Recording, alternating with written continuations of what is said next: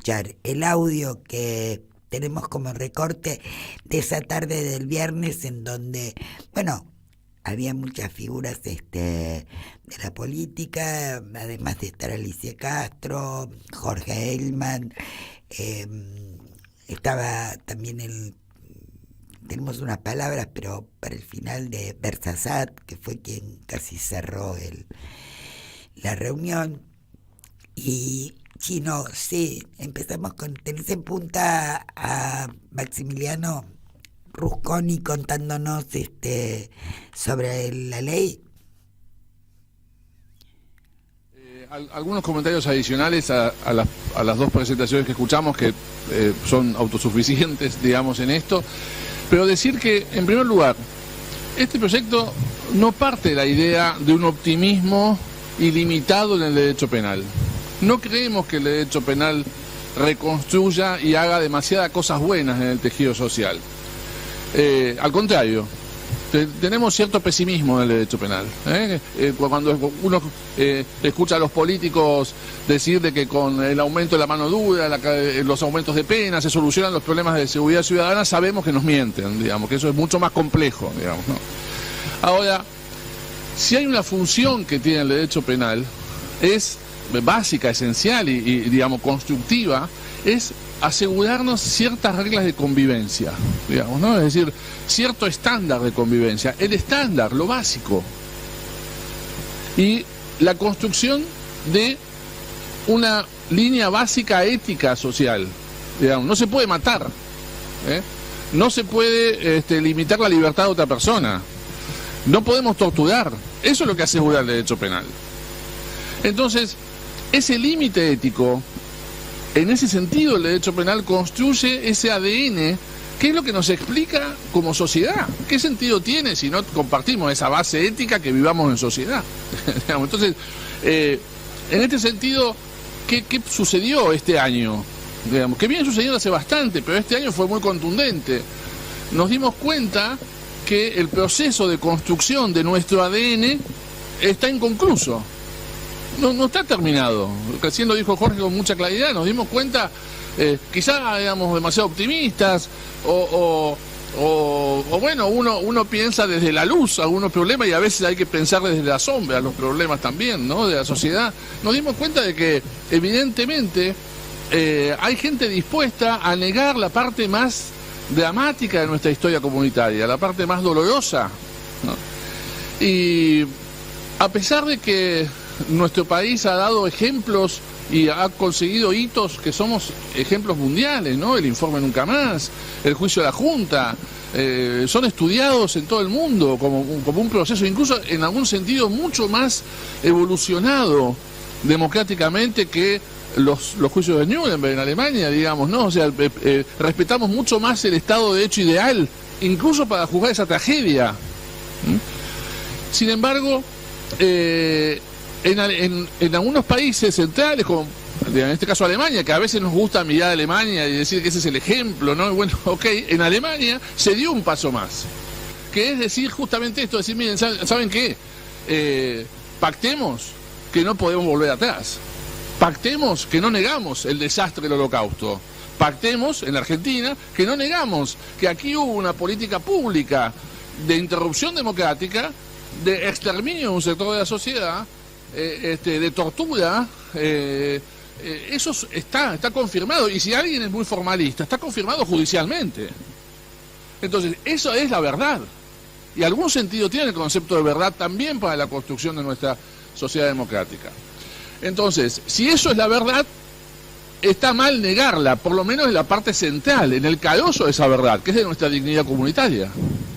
Entonces, este proyecto busca eso, digamos, y en un 70% no es original, digamos, reivindica, reconduce la discusión alemana, española, en los códigos penal alemán y español esta figura existe, con algunas modificaciones. Por ejemplo, para quien crea que es un proyecto muy punitivista, no, las penas que nosotros prevemos son menores a las que están en el código alemán, porque consideramos justamente, no tenemos demasiada expectativa en el derecho penal, es un instrumento que lo vemos con sospecha, ¿sí? Pero porque lo importante es el símbolo de la reafirmación de una sentencia judicial que diga, señor, esto no se dice más en Argentina. Y la pena no es tan grande, de 6 meses a 2 años. O sea, esto en la Argentina significa que en principio, si es el primer delito, no es una pena a cumplir. O sea, el señor no va preso, digamos, aún con una condena, ¿no? Si tiene otra, sí. Por ejemplo, se establece también algo que no está previsto en algunas otras legislaciones, que es el abogado que, ejerciendo el rol de defensa, defiende a un acusado de estos delitos y argumenta sobre que su defendido no cometió esos delitos, no es un negacionista. Esto está claro, ese círculo se sale de lo que está criminalizado. Una cosa que es novedosa, incorporamos a los medios de comunicación. Porque claro, el daño original, el germen del daño está en el discurso negacionista, pero esto se multiplica hasta el infinito con los medios, las redes, que potencian estos discursos, ¿no? Que son discursos que nos hacen nuevamente mucho daño, nos debilitan mucho en términos institucionales, etcétera. Con lo cual, ahí tenemos varios problemas, y es que queríamos evitar la discusión sobre si las entes ideales, las personas jurídicas son responsables penalmente o no, pueden serlo, con lo cual la pena es pecuniaria, digamos, ¿no? O sea, se pone una pena de multa que se calcula sobre la base de los sueldos de los magistrados de la Corte, que no son bajos, saben, en la Argentina. En segundo lugar, para los periodistas, entre comillas, personas físicas que colaboraron en esa difusión, se establece una pena rara, exótica si se quiere, que es someterse a cursos de capacitación en la Secretaría de Derechos Humanos. A ver, sinceramente, señor, a usted hay que reeducarlo. Vaya y reedúquese. Digamos que es bastante importante que suceda esto. En este sentido, como recién decía Jorge, Alicia también, está la discusión, y este debate, no vamos a negarlo, este debate se dio en otros países sobre si estamos invadiendo o no la libertad de expresión, ¿no? A mí hay algunos latiguillos, debo confesar, como si fuera una sesión de terapia grupal, que hay algunas afirmaciones que a mí me sacan de quicio, como decía mi abuelo, ¿no? Por ejemplo, cuando se dice que no se puede encarar un proyecto determinado porque no da la relación de fuerza, ¿saben esa frase? No da la relación de fuerza. O sea, frente a esto digo, mire, si en un proyecto que usted tiene ya de entrada le da la relación de fuerza, está mal encaminado seguramente. Digamos, revise los objetivos del proyecto, ¿no? Ahora, cuando a mí lo que me llama la atención es que hay dos corporaciones que en los últimos años han hecho mucho daño, que es la corporación judicial y la corporación de los medios de comunicación, que tienen una gran ventaja, que cada vez que alguien se ocupa de esas corporaciones, enseguida está la reacción, la invocación rimbombante de una garantía constitucional que suena tremendamente intocable, ¿no? Los jueces dicen independencia judicial. Ni se ocupe de mí, señor, ni se ocupe de la jubilación, ni de independencia judicial. Y los medios dicen libertad de expresión. Ahora, como dijo Jorge recién, todos los derechos, incluso bastante más relevantes que esos derechos corporativos, derechos individuales, el derecho a la vida, a la libertad, son regulables, tienen limitaciones. ¿Por qué no va a tener limitaciones la libertad de expresión o la independencia judicial solo porque protegen a dos corporaciones? No, señores, también la libertad de expresión tiene un límite. Usted, bajo la libertad de expresión, no puede negar una tragedia comunitaria que nos hizo mucho daño. Y la reconstrucción democrática, la reconstrucción de nuestro ADN comunitario necesita que esto quede firme y claro. Y ojalá tengamos en cuenta que esta es la base ética. Todavía podemos ser de derecha, Para quien tenga muchas ganas de ser de derecha, todavía puede. O sea, puede decir, mire, en la Argentina hubo un desastre y soy de derecha. Todavía queda un montón para recorrer. Estamos hablando de la base de dignidad humana. No estamos definiendo proyectos políticos, estamos definiendo la base de nuestra convivencia democrática. Así que bueno, el proyecto, nosotros estamos orgullosos del proyecto, creemos que es buenísimo el proyecto. ¿Para qué vamos a engañarnos? Creemos que está fantástico. Ahora,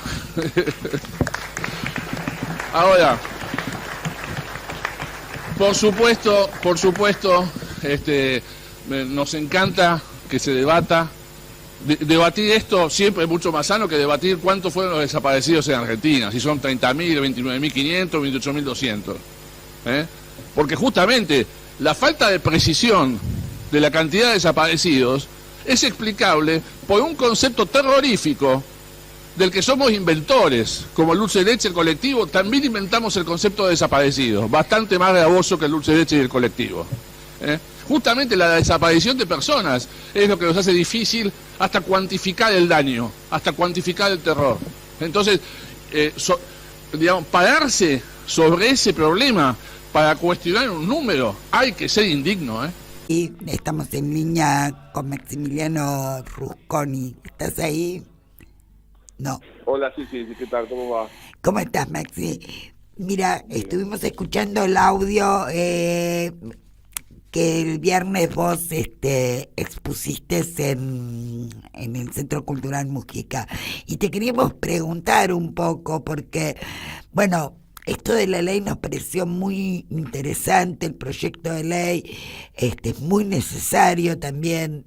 Tu explicación fue muy clara, pero siempre nos quedan dudas acerca de cómo se puede implementar esto y cuán factible puede ser que tenga una aprobación en el Congreso. ¿De qué depende de las...?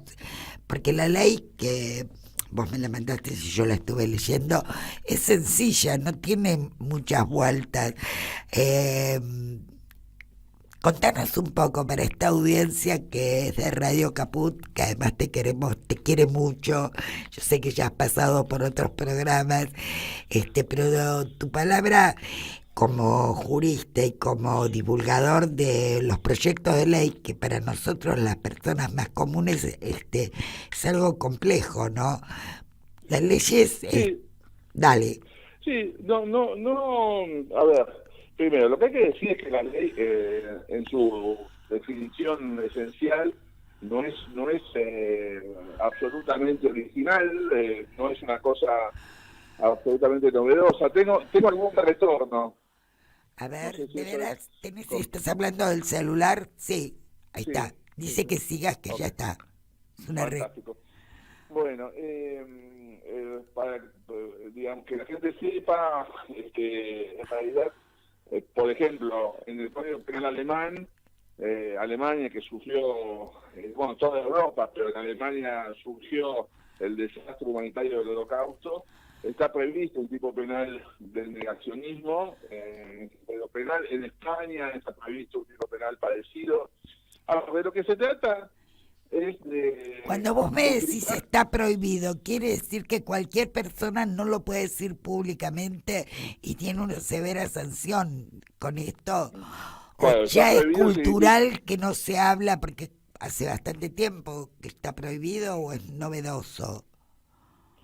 No, esto no me acuerdo exactamente el año de sanción, pero si no me equivoco, hay casi que te miento si te digo, pero estamos hablando de la década del 60, Claro, una cosa así, que se incorpora como delito. Esto significa, si alguien niega el holocausto o incluso enaltece el holocausto, enaltece el nacionalsocialismo, habla bien de esa época, bueno, eso genera una reacción punitiva. Esto, digamos, significa una pena importante. En Alemania es de 1 a 4 años.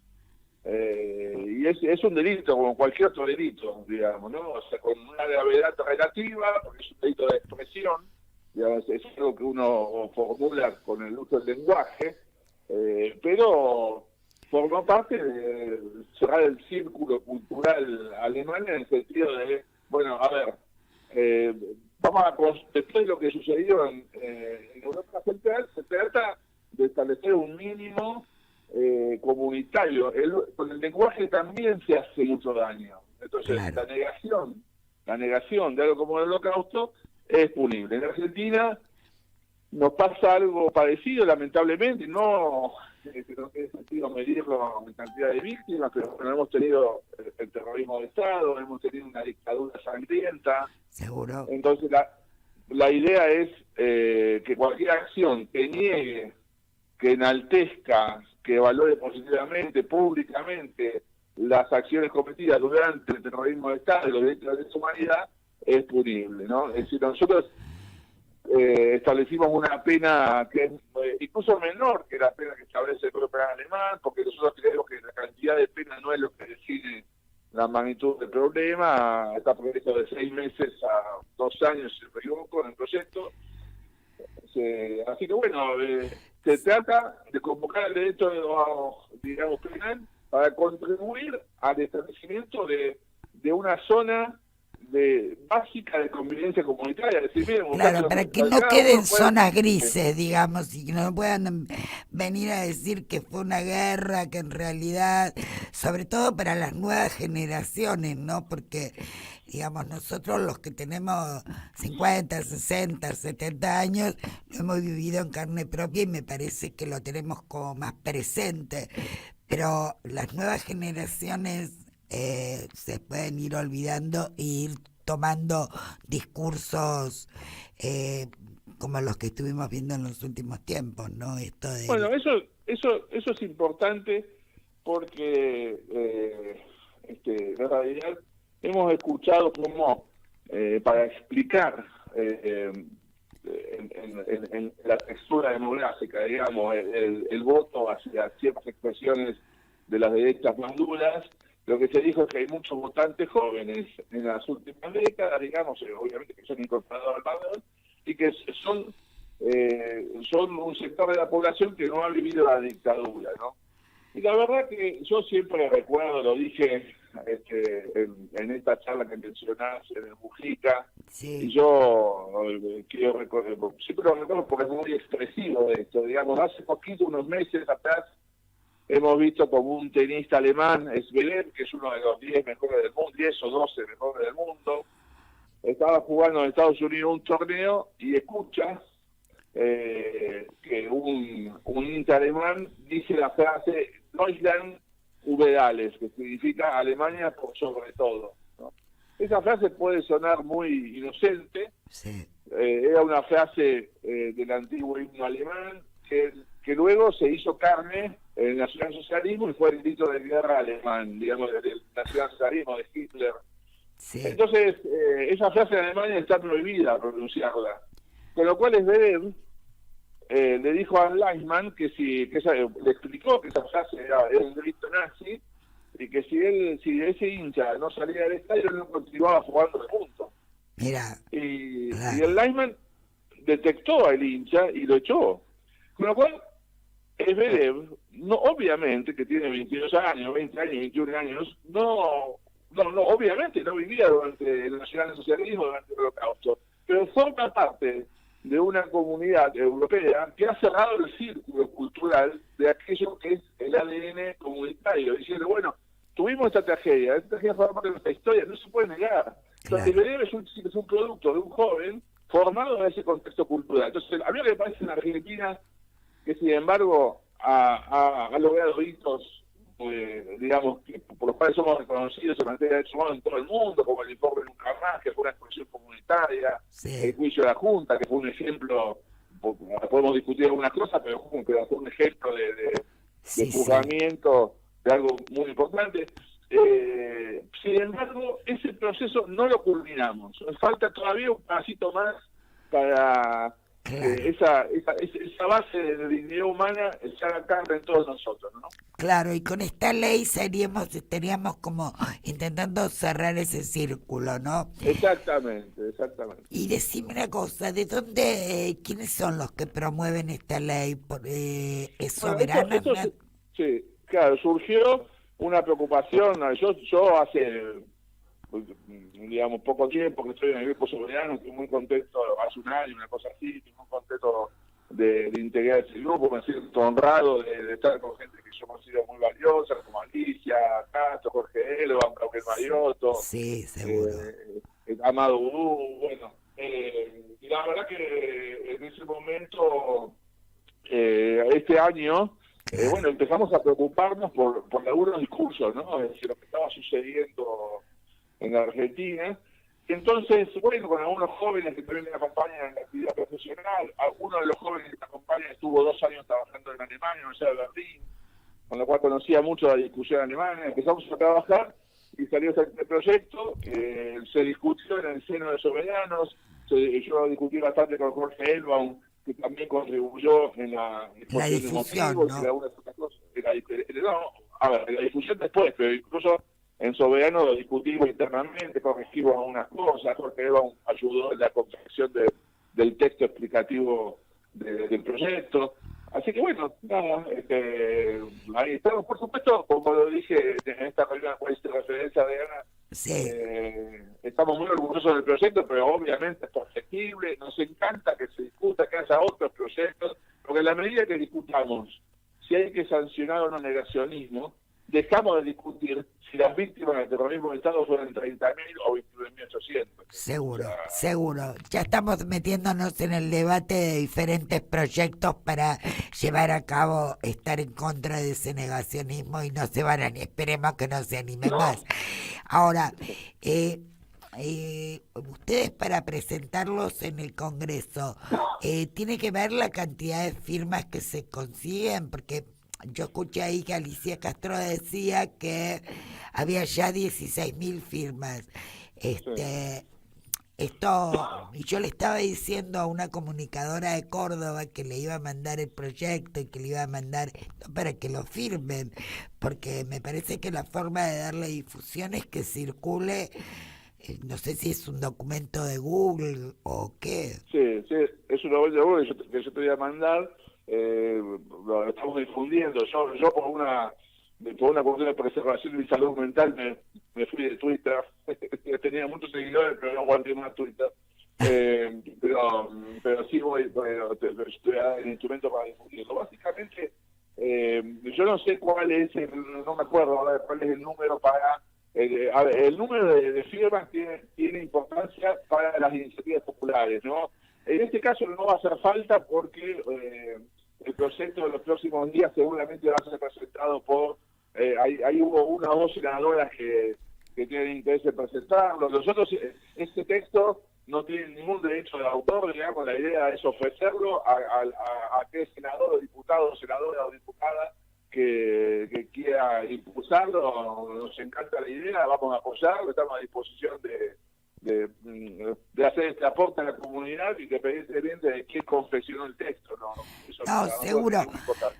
Yo lo que le veo como mayor conflictividad es, y aunque es muy leve, es a la parte que ustedes ponen a los medios de comunicación, que seguramente, viste cómo se desvirtúa todo, van a terminar diciendo que están queriendo suprimir, acotar la libre expresión de los medios. Pero por eso te preguntaba por dónde se puede difundir y cómo, para que no sea tomado de esa forma, ¿viste? Porque... A ver, Adriana, si alguien, yo tiendo a enojarme a veces cuando hay argumentos que yo sé que pueden surgir, pero que tienen una base de cierto cinismo, ¿no? Sí. A ver, que uno puede cometer delitos verbalmente, eso ya está en el Código Penal. Por ejemplo, si yo instigo a alguien a cometer un delito, instigo verbalmente, digamos. Por ejemplo, le digo, matalo a Pedrito, lo convenzo a él de que mata a Pedrito, Sí. eso es un delito y es una expresión verbal. ¿Sí? O sea, yo no tengo libertad de expresarme de ese modo, si que con eso voy a generar ese daño. Claro. En el Código Penal, en el artículo 213, hay un artículo que es todavía mucho más amplio que este, que es la alabanza o la apología de cualquier sujeto condenado por un delito. Eso ya se llama apología del delito, por ejemplo, y que hay que discutirlo, esto sí hay que discutirlo constitucionalmente, por ejemplo. Claro. La apología del delito, por ejemplo, si yo digo, por ejemplo, han condenado a un abogado en Jujuy, no ahora, hace poquito, defensor de Milagro Sala, alguien muy valioso, ¿no? Alberto, que ha recibido en Asado o algo parecido. Bueno, Sí. Este abogado, a mí me parece que lejos de ser condenado, le dan una medalla, me parece un jurista de enorme valía, una persona fantástica. Por lo que te estoy diciendo, algún fiscal loco puede pensar que lo que acabo de hacer es apología del delito, porque estoy, digamos, apologizando un sujeto condenado por un delito. Digamos, las expresiones también pueden cometer delitos. Sin embargo, mira, yo estoy harto de que dos corporaciones, como el Poder Judicial y los medios de comunicación, puedan ser intocables solamente con la invocación de dos garantías, la independencia judicial y la libertad de expresión. A ver, ninguna garantía, es como si dijera que el contenido de la sentencia no puede ser revisable cuando hay un tipo penal que es el prevaricato. Si un juez delinque con su sentencia, esto es un delito. Ahí no hay ninguna independencia judicial. Con lo cual, las garantías, ninguna garantía es absoluta. Digamos, y acá estamos diciendo de que lo que no se puede decir es que torturar está bien. No, o sea, seguro. nada más que Claro. eso, ¿no? O fíjate una cosa, vos sabés que a mí me llamó mucho la atención, circuló, no sé si vos lo viste, pero en una parte Patricia Bullrich, en un reportaje que le hacen en TN, dice que va a permitir que se escuchen a los presos y a los abogados en sus comunicaciones. Y dice, modifico el código. Lo dijo así como si... Lo dijo, te digo que lo escuché personalmente eso. No sé si vos lo viste, porque uno Sí, pero es tan ignorante esa señora que encima dijo modifico el Código Penal. Y se trata de todo el procesal penal, no ese Código Penal. No sabe ni dónde están las cosas, digamos. Es una ignorancia que llama la atención, ¿no? No, lo que pasa es que los medios de comunicación...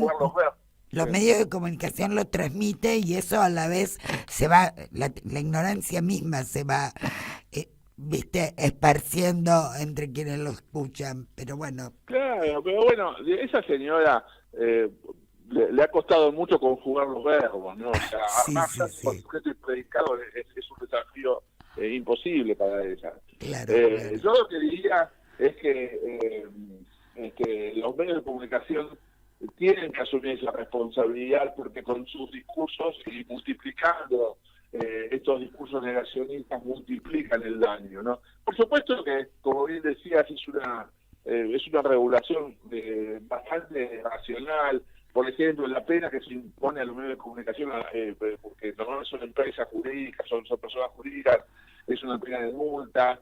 A los periodistas que son responsables como personas físicas de difundir estos discursos, simplemente se les coloca la responsabilidad de asumir cursos de capacitación, asistir a los cursos que da el Derechos Humanos. Digo, no se trata de la pena por la pena misma, ni de expandir el punitivismo. Yo soy un desconfiado del derecho penal. Yo creo que el derecho penal es un instrumento fantástico. En algún momento nuestras sociedades de a poquito tienen que ir prescindiendo. No estamos en este momento, digamos, del derecho penal, pero hay momentos en donde el derecho penal contribuye a la convivencia pacífica y creo que este es uno de los casos, ¿no? Claro, tal cual. Maxi, te agradezco muchísimo. Para nosotros es un orgullo que vos nos estés explicando todo esto. Es una clase magistral y tu audio lo pasé al principio del programa en lo que decías en el Mujica, fue muy claro y paso a paso explicaba cómo era esto mismo que me decías ahora último, ¿no? Que en realidad la pena era muy leve para los medios de comunicación, era ponerlos en orden más que nada. A ver, cuídense de lo que dicen. Exactamente, digamos, tienen que asumir los medios que son parte de nuestro tejido comunitario y tienen que aprender a que también con ese poder que tienen pueden hacer muchas cosas positivas, como muchas veces en la historia de nuestra república en esto, pero también pueden hacer mucho daño y eso hay que limitarlo, hay que regularlo. Me parece que una sociedad democrática merece medios de comunicación que estén siempre en la agenda del bien, ¿no? Bien, muchas gracias. No. Y cuando me mandes esa información la hago circular para ver si necesitas más firmas o qué parte podemos estar. Siempre que haya muchas firmas, siempre suma. No es un requisito para que el proyecto tenga tratamiento parlamentario, pero cuanto más firmas haya y más se difunde, más se conozca en la comunidad, mucho más lindo va a ser, digamos, creemos que este es un proyecto que tiene que surgir de las entrañas de nuestra comunidad. Seguro. En definitiva, después resolverá el Congreso las dos cámaras en qué momento, cómo lo logran. Sí, por supuesto. Bueno, un gran abrazo y muchas gracias. Muchas gracias, igualmente, gracias. Bueno, nos vamos a despedir. Tuvimos una comunicación muy interesante acá con Maximiliano. Le estoy cambiando el nombre a Rusconi. Muy interesante porque creo que nos tenemos que meter en este tema para poder evitar que sigamos, que los medios de comunicación confundan. por un lado, y para que todo el mundo tenga claro que no se puede decir cualquier cosa, porque la verdad, lo que cuando este monstruo de Milei, o cuando la vicepresidenta, que ni la quiero nombrar porque también le doy crédito, la vicepresidenta de él estuvo hablando mal de las